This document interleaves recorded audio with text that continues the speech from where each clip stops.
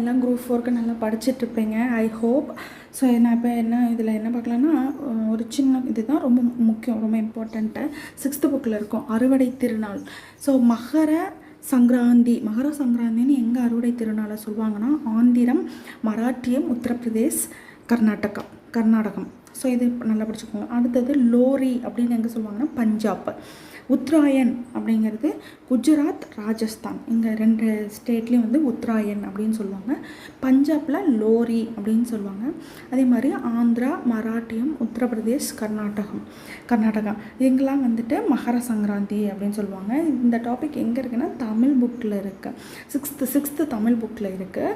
இது ஆல்ரெடி கேட்ட question, year question தான். ஸோ இதை நல்லா படிச்சுக்கோங்க. அந்த லெசனையும் நல்லா படிச்சுக்கோங்க.